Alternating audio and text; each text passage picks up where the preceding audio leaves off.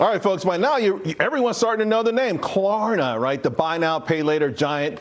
They've had a string of good news, beginning with just a couple of weeks ago, 25% growth for last year. And then, of course, that significant coup, Walmart picking them over their rival, Affirm.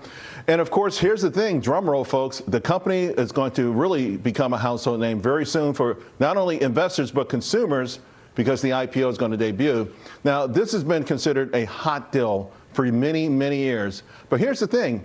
Only venture capitalists, venture funds could get in this stock. Look at this. They had 34 rounds of funding. They raised $4.6 billion. And it was always the same sort of name, right? The Mine Rocks of the world, the SoftBanks of the world. These are large venture capitalists. Now, the IPO is expected to be valued at $15 billion. Obviously, the first day of trading, it is going to absolutely soar. And so many people were going to probably sit there and say, gosh, I wish I could have owned the stock before the IPO.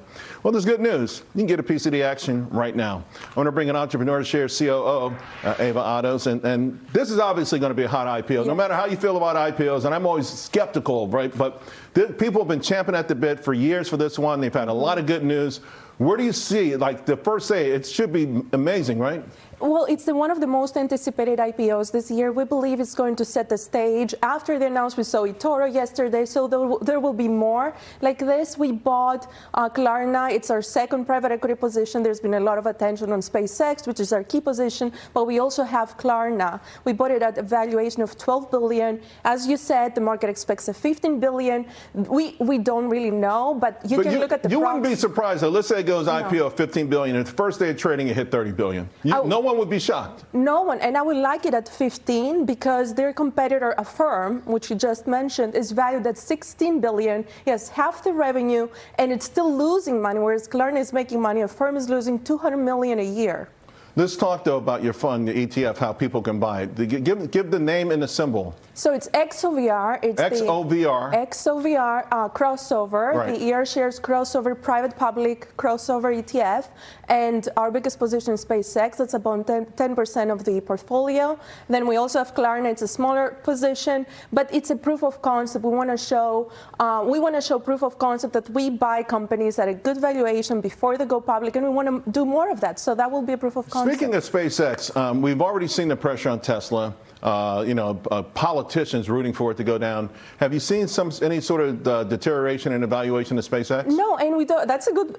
People ask us that, but let's think about who buys SpaceX. It's the accredited investors. By the way, through us, it's mostly non-accredited investors because we want to democratize the access to private equity. But the accredited investors who like Elon, these are the people who buy SpaceX, and they're not going to sell. They're not the ones burning the Teslas and they're not the ones who oppose on X. So were you thinking, were your ears burning? Like, I think that's the phrase. Like, put it this way. I thought about you a lot with Applovin.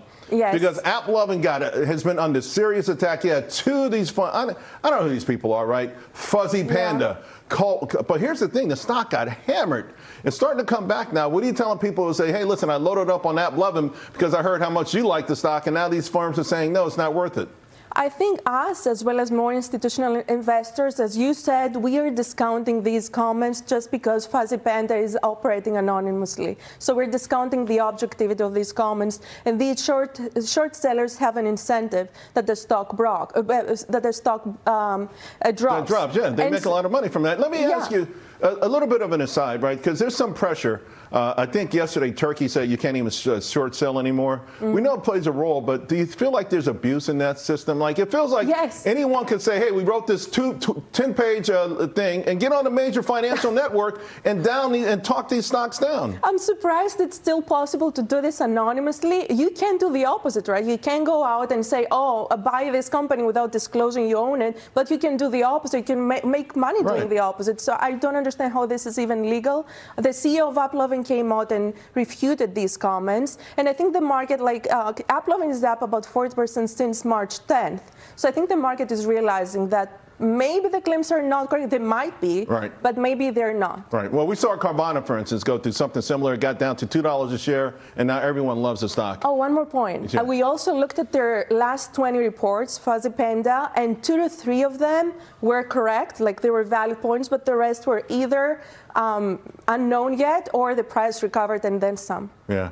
Let me ask you about the broader market then. I saw in a note where you're looking for a positive surprise real Yes. soon with, Yeah. with the overall market, the economy. You think there's too much pessimism out there? I think there is, yeah, and there's uncertainty, of course. But you're going to speak on on April 4th about the jobs report. We might see jobs coming down. It's Right. not just government; it's social services too. That might be a chance that we won't see just a slower growth, but also a decline. And then we get CPI. Real estate is coming down on the West Coast, and then we don't expect real estate to or shelter to increase by 0.3 or 0.4% a month. So these two will be pivotal key data Right. that then will be a good, I think, data points to anticipate the next Fed meeting. All right. Whatever you said, the market's rallying. So keep talking. Eva, thank you very much. Thank you.